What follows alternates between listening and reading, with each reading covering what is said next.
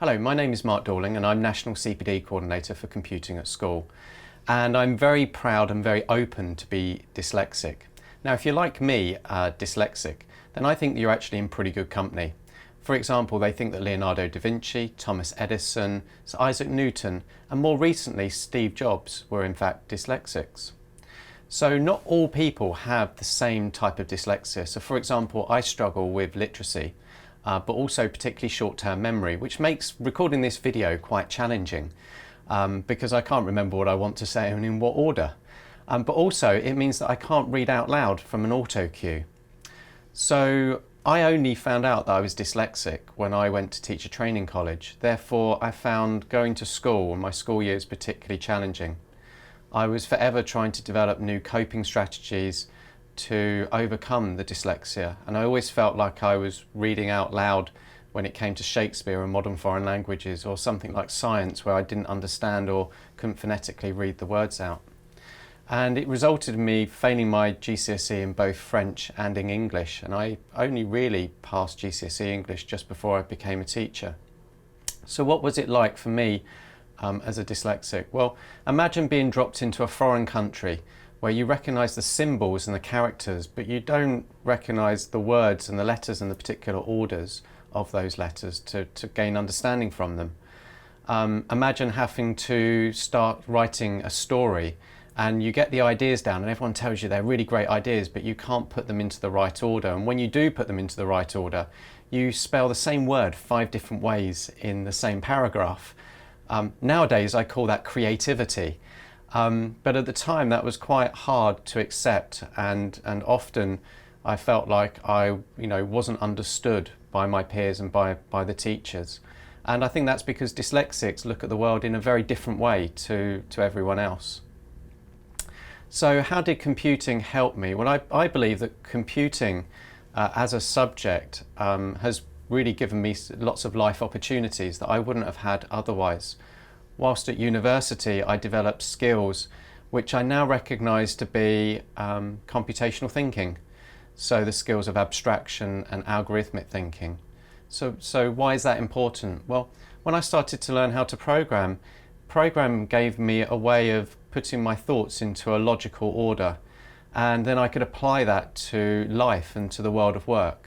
So I decompose a problem into its parts and the solution to its parts and then carry them out in a sequence.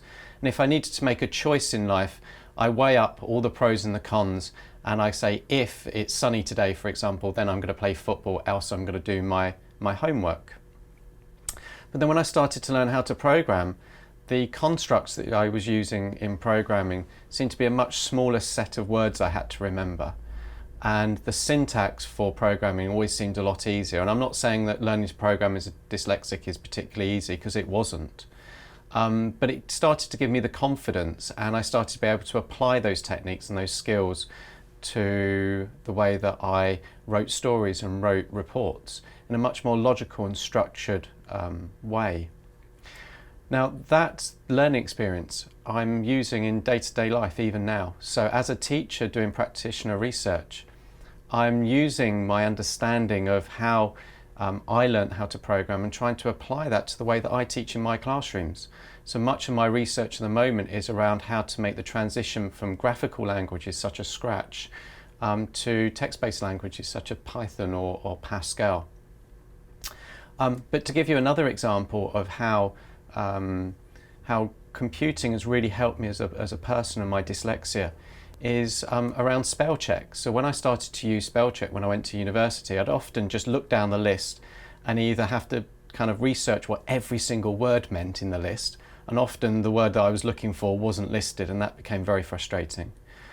But also to think about actually my own spelling of words to try and improve the hit rate, if you like, of finding the word in the list that I was looking for. So by studying searching algorithms and sorting algorithms and understanding how spell checker works, in that it checks the first 2 letters in a word and the last 2 letters, and the bits in the middle don't really matter to some extent, it enabled me to think about my own spelling in terms of prefixes and suffixes. And it really improved the quality of my own spelling over time. And that works for me as a dyslexic. I feel like I have to really understand something in life to be able to put it to good effect.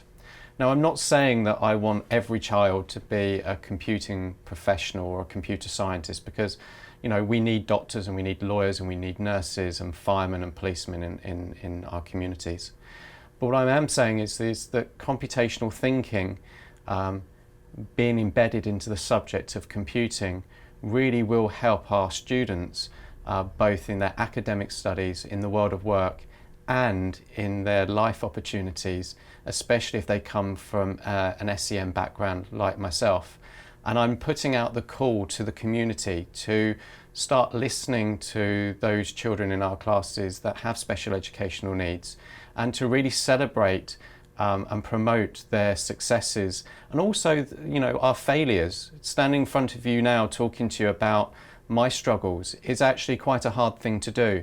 But we need to do that if we're going to really promote computing as a subject that supports inclusion at its heart. Thank you.